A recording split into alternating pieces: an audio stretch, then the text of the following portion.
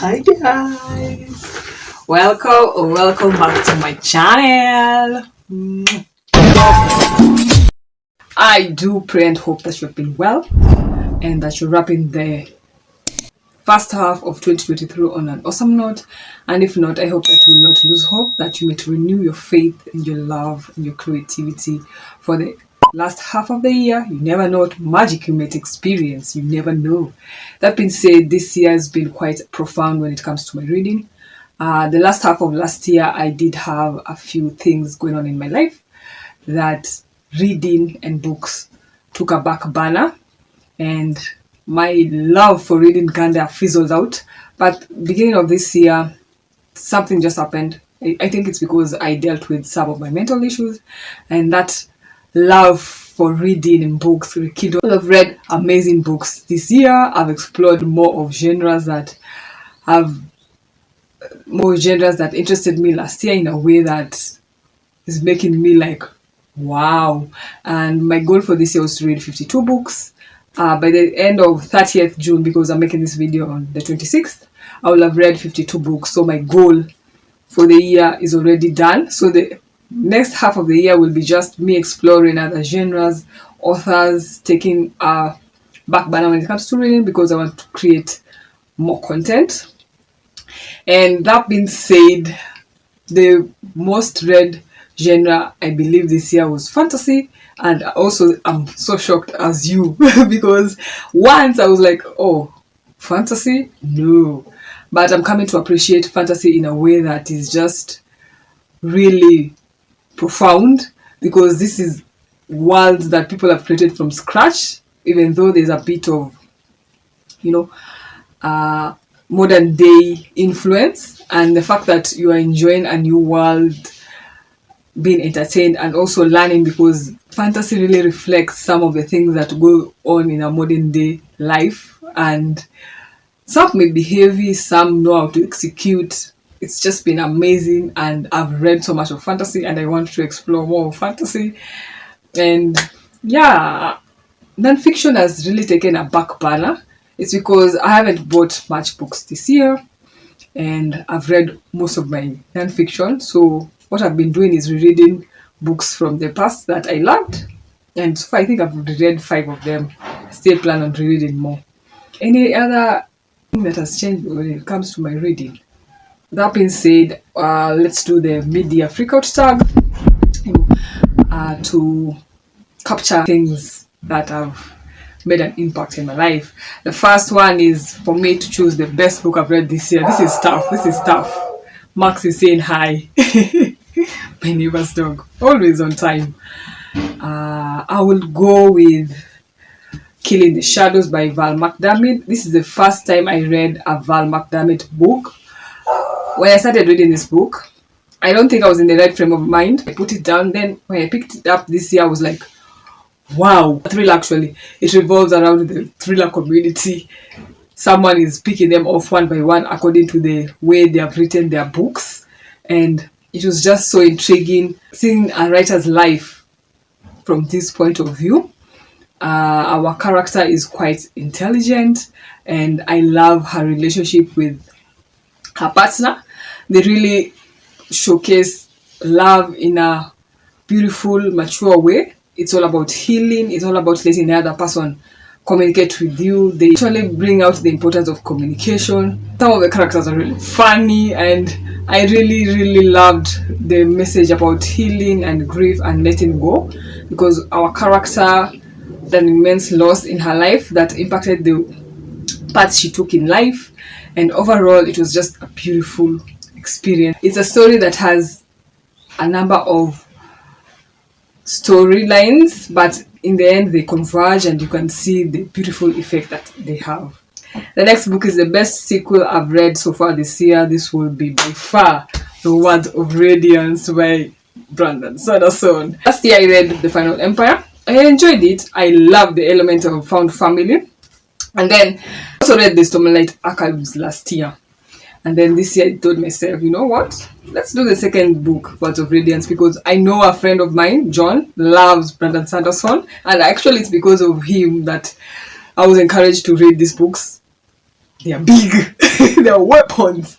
And when I read book 2, I was like, oh my god, it gets better, the story gets better, and I can't wait to read Othringa. That is the first book I'll be reading in July, if not the only book. I do not care, because I've already achieved my goals. I can take as much time reading a book that I can, but this book gets deeper, the characters are fleshed out more.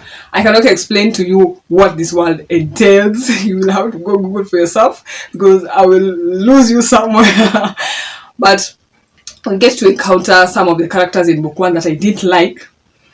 In book 2, they're fleshed out, their storyline is vividly and immersively explained. You get to see why these characters are this way, and I was like, I respect you, girl, for what you've gone through and what you're going through now.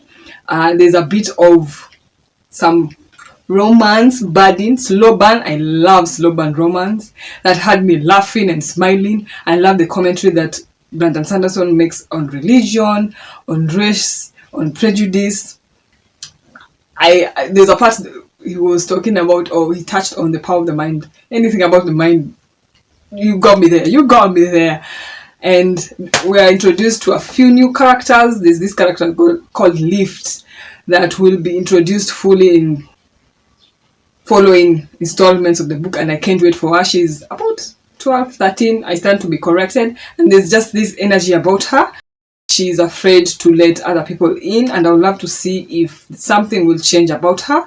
There's also that element of found family, and it was just amazing. There was a time I was reading the book, and then something really profound happened. I was like, "Wah!" Shouting in the room, and then my sister was coming, what? I'm like, it's the book. I'm like, and then she was like, ah. And I'm like, please, when you watch your movies, don't you shout like that? As in, it was so good.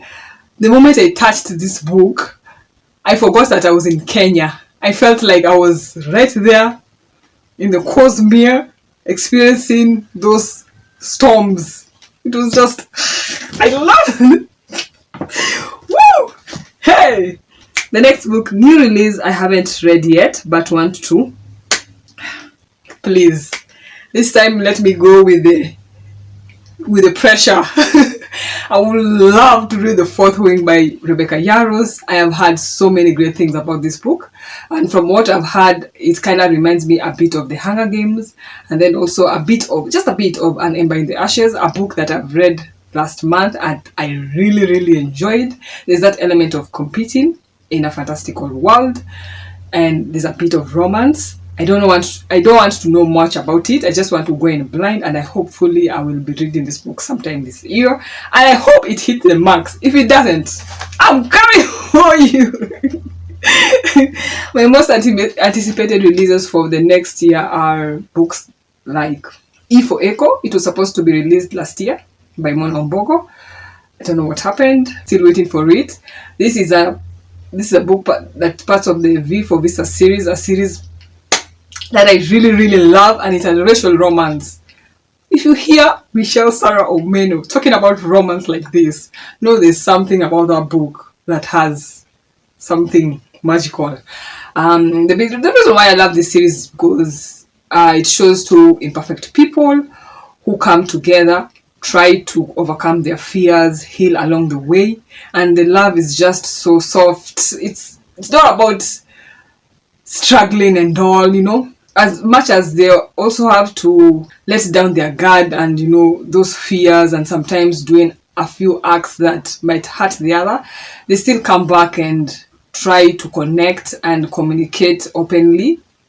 No such thing as those miscommunication tropes. No. It's just so soft, and as much as it's a romance, there's a backstory, terrorism, and I'm waiting to see what book 4 entails, because that was part of book 3, and I will not go into much details unless you want to read this book and I spoil for you. But I really want to read E for Echo. I've been so much waiting for it. It feels like home. The biggest disappointed this year, I would say this is a disappointed because I place it really high, and this is one of my friend's favorite author.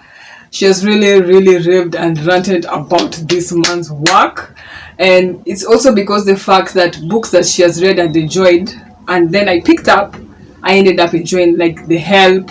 We also read together The Shadow of the Wind, which I loved, and a few other books that we have read both and really loved. So I was expecting this book to hit the mark. Like, that being said, I still did enjoy the book, let me just say that, but it just fell off the bar in a way that I was like, I was ready for magic. The book is The Girl and the Stars. It was our book of the month read for last month. It follows a group of people who live in a time that it's rather the land has turned into ice, like Ice Age EV. You know, let me not try to explain this book because I might lose you. It had elements of adventure. It had this character who's been debating all her life because she's been raised in a community that is all about working as one and placing the group's interests and desires over your own. So a few things happen along the way that she's left alone, separated from her community, and she's struggling with this idea of putting her desires over everybody else's. That being said, the character, I didn't hate her, but I did respect some of the decisions that she made. And there's this thing about her liking every man that comes. I don't like love triangles, trapezium, all those things. I don't like those confusions. No, that made me like cringe away from the book. And then as we went along, other elements were introduced into the world, like the fact that this city that they were in happens to have an avatar. Yeah, it kind of reminds me of the city we became, but it's not very similar because this book didn't start like the way the city we became by Jameson was. So I was really thrown off by those new elements that were introduced to the book, and that made me rate it a bit here. But overall, given that I give authors 2 chances, I was like, okay, it's fine. Maybe this is not the book that hits the mark from him. I will try another one. All books will hit the mark. Fact is, most of the time you'll read more books that are average than those profound. I've made peace with that, and it's okay. And sometimes there's something lulling about reading mundane books. Overall, please, Jules, do not cancel me. I will still give Mark Lawrence another chance. So let's go on. The biggest surprise of the year was The Pain and the Secrets by Ugeni Ojiambo. Look at this cover, please. Look at this cover. This cover is profound. It's beautiful. There's something catching about it. This is a second edition cover. The first edition is, I do not like the way the first edition looks like. And then this story follows this young girl who was raised in the village, who is in search for a better life. There's that build up from when she was a child to how she grows up. But the way the story is told, it's very captivating. And then the story is told against the background of political happenings in Kenya, and they're based on true facts. I was like, wow. And the way it's done, it's so effortlessly that even if you're not a history buff, you will enjoy. I was like, okay, some things were reminding me of the past, and I was like, okay, you did so well, because it's so aligns with this character's development, and there are some things that she undergoes that really happened to real life people, and it was immersive. It's trauma filled, so if you know, you will be triggered by things like violence, rape, those such of things. Please be wary about this book, but I will highly recommend it. There's also the cancer representation. I haven't read, let me not say much, if any book that has a character that undergoes cancer, the treatment and all that. And the way it was done, it was also making you as a reader learn about cancer. And I was like, okay, yeah. When I'm learning about something along the book and I'm also being entertained, that's a plus. So it came as a surprise, and that ending, I was like, okay, because things weren't wrapped up and it got intense in the end. I was like, there's a second book coming, and the author was like, yeah, there's a second book coming, but from Kenya. This was one of the biggest surprises. The next prompt, Fave New Author, debut or new to me. This year I read I will not say romanticy because it had some elements of adventure. It's a fantasy book with a bit of romance. Rain Returned by Katie Sheridan. It was beautiful. It was executed well. The writing style was quite amazing. It follows this world. They have two worlds. One world is for people who have gold blood. The other world is people who have silver blood, and they are not meant to interact. The reasons why they are not meant to interact are not explained. Each government is like, this country is, this world is bad and this one is bad without giving reasons. As in, you come in a society where rules are set and you can't question them. If you question them, it's like you are going against the government. So these two characters, the female comes from a gold blood world and the male comes from a silver world, and there's some things that are happening. One world is taking advantage of the people of this other world, and these two come together and try to solve what is really happening in this world. But behind that, there's also another story about these two worlds that keeps you gripping and wants to know more. I tell that this author really loves book because this world books are really animated in a magical, whimsical way. I was like, wow, because I love books that talk about books. There's a bit of coziness to the book as much as there's an element of danger. And the way the book ends, I feel like things are about to get real, people are about to die and what have you. It was just amazing the way she executed it. I was like, please, I need to read book 2, and book 2 is coming out sometime in October, and I'm looking forward to it. So I would love to read book from the author. And about race, also prejudice. I feel like fantasy has a bit of those things in common, yeah? My newest fave character will be Shallan. Shallan from book 1 of the Stormlight Archives, The Way of Kings. She was this vague character that was portrayed in a way that made her look evil. Lo and behold, there's some more in-depth reasons why she is the way she is, and book 2 of the book, Words of Radiance, really built her up and fleshed her out in a way that explained the actions she took in book 1. She is a strong character who tried to bring together her family. It was in a time where the father was just those dark, abusive fathers, and never would the father touch Shallan. He will always beat the servants or her other siblings or her stepmother, never her. So Shallan grew in a way that fear, a bit of hate, anxiety were her friends, and that really impacted her.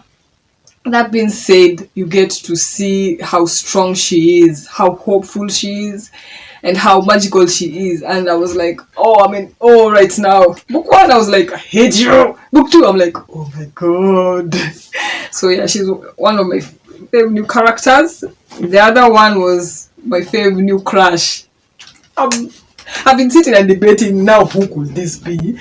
Because I'm still crushing on Elizabeth Salander. Salander is a girl also from the Millennium series who has undergone so many diabolical things, but she has kept on going. She has kept on, I can't say believing in herself, because sometimes she comes out like this I don't care attitude, but she's determined. When she's determined to do something, she will do it till the end, and I can see her strength in all that she has undergone. She has undergone rape, violence from her father, from this person who was supposed to guide her into healing. So I crush on her. I draw strength from her. When I'm going through tough times, I'm still crushing on her. So I'm like, who would be the next favorite character?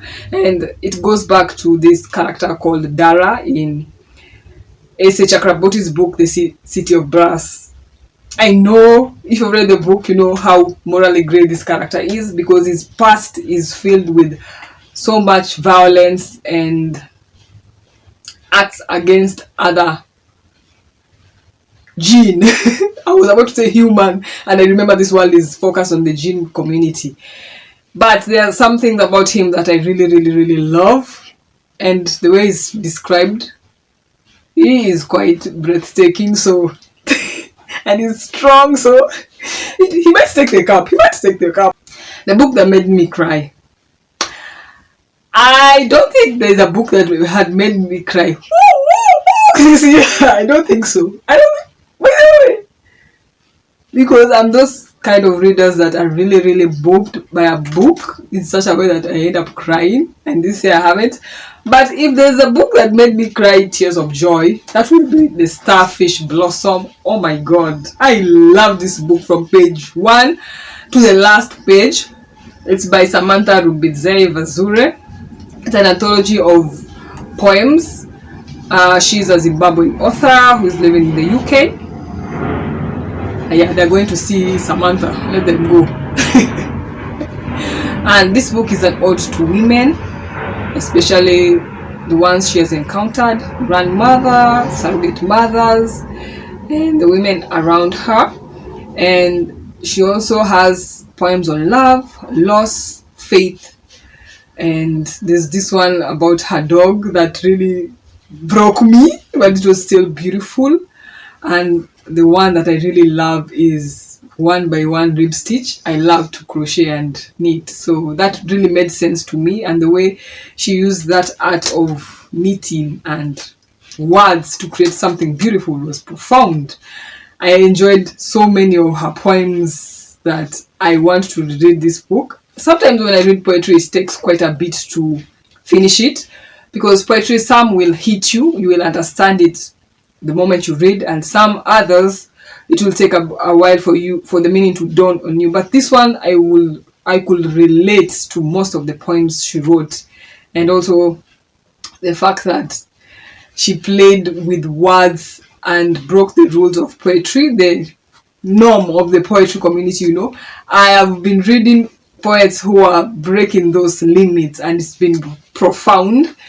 And I love this book. It brought me tears of joy. So yeah, great can be because of joy, pleasure, pleasure. A book that made you happy this year. I am a Jenny Colgan fan. I haven't read much from her, but most of the books that I've read, I loved. There's a formula to the books that I enjoy. It's about maybe mostly women who are going through a tough time in their life, and they have to make profound changes to go to the next step. Usually it's a challenge. There's that moment of doubt and anxiety, but in the end they end up doing what they wanted to do and conquering this fear and end up successful. And there's also an element of love, and it's usually set in those rural areas of Scotland, Ireland, UK, that area. And also the writing style is beautiful, and I love the elements of either food or books. Mostly it's usually those two, and sweets, but it's so cozy and it's so uplifting. And I reread The Bookshop on the Corner. This book follows Nina Redmond. She's a librarian, knows how to match a book to a individual who wants to read, but things are changing. The library she works in is closing down, digital versus physical books. So she makes a choice to start a traveling library, and in the end she goes to another area. It was Scotland if I'm not wrong. Things are different. Things that side are slow moving. She has a few challenges, those moments of doubt, but in the end it's beautiful. And also I feel like this was an ode to readers, not just read books and live in it. Jenny Colgan motivates readers to go out and actually live life. I enjoy that bit, and that's something I've also been telling myself. Don't just get lost in books, go out and experience the world too. And it's really talked about in this book, and I loved it. I was laughing. It is funny. I immensely enjoyed this book more than I read it the first time, and I would love to read it again. But maybe next year.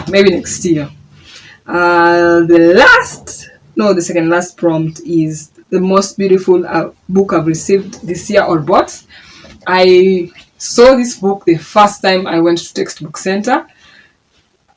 I didn't buy it the first time, but it's a book that kept on nagging me because I want to know more about these women who, dare to change the world. So sometime this year, just treated myself to the book. And I feel like I got the wrong copy. As much I don't want to take the message away from the book, because this is a book that empowers women and encourages them to do what they want to do despite the barriers that have been placed there before. And they have broken these barriers. They have opened ways for other women to explore and do things that were usually dubbed for men. That being said, I'm still looking for that page that has our Wangari Maathai, our Professor Wangari Maathai. I think I got the page that had her was torn. I want a refund, because I feel that she made an impact to the world. No? To Kenya? But Kenya is the world. Don't you see? Overall, this book is just beautiful. There are pictures in it. The message is profound. I feel like the author should have also included more black women, because I believe there are more black women who have done great things in the universe, you know. But I also don't want to take away from the book, because it's still profound and it's beautiful. It's freaking beautiful. It's beautiful. Women are beautiful, and you can see in this book. Yeah, I'm crazy, but you know that's what you like about me. What books do I need to read by the end of the year? I feel like I need to read my whole library. I feel like, but that's impossible. That's impossible. So some of the books that I want to read before the year end is Be a Pressure by Opondo Otieno, a book that I was sent for to do a review this year. I'll also love to read Lucky Girl by Irene Musheminderitu. I would love to read The Poisonwood Bible. I would love to read Oathbringer. Oh, I can't wait! I know it's huge. I would also love to read The Ground Beneath Her Feet by Salman Rushdie. Yeah. I would love to read more of literary fiction and historical fiction, because that is a shelf in my library that is hardly touched. Trust me, it's hardly touched. But that being said, I also want to focus on the 23 books in 2023 that I set to finish this year. Last year, I didn't manage to read my 22 books in 2022. And this year, I want to change that. So hopefully, I will tackle that list. If not 80%, 100 then. Yes, we can do it. Overall, I'm enjoying my reading year this year, and I feel like it's just flowing even into my content creation, because I'm reading and it's like supplementing my creativity. So I'm like, let's read more. Let me do a bonus prompt. Some of the creators that I've met and I've enjoyed. Maybe 2, because I'm a sentimental person, so I always go back to my initial faves, like Peru's Project, Olivia of Olivia Reed and Latte, Omondi Reads. This man is so talented. Videography, with wood, with paper. I'm like, please, you just donate a ton of your creativity, because wow.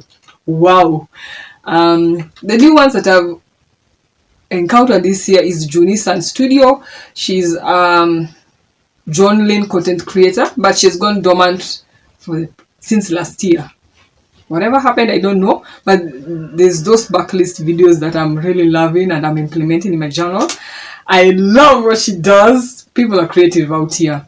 The other content creator that I've stumbled on is Kalila. There's something cozy and uplifting about her videos, and I feel like I really resonate with her, and I'm hoping to explore more from her.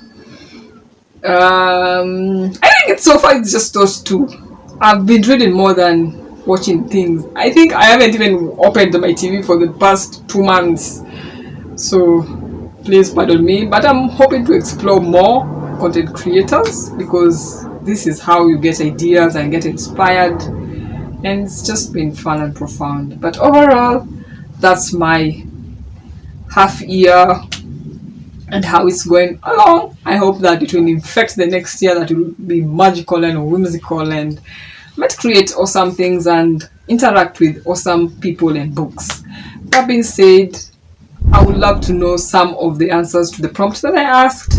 The questions are in the comment section below. I've also included the original creators. Thank you for doing this. And I hope that you're reading books that are giving you more pleasure to take off the pressure of life. And I hope that we'll keep on going. If you haven't hit the subscribe button and you're new to this channel, karibu sana. I hope you'll stay. For those who are return viewers, thank you for staying and going with me along this journey. Turn the notification bell on so that you can be notified when I upload new videos. If you enjoyed this video, give it a thumbs up, as it's a way to support this channel. And I've added links to my comment section where you can use my discount code if you're in Kenya to shop from Nuria. You'll get 7% off. You can gift me books through Textbook Center's Wishlist or Amazon Wishlist if you're international. You can use my scribed link. You will get 60 days free access to audiobooks and ebooks unlimited for 60 days. And I will get 30 days free. And support a girl, support a girl. But the fact that you've watched this video to this point, that means you're supporting me, and I want to say thank you, thank you, thank you. And until my next video, bye.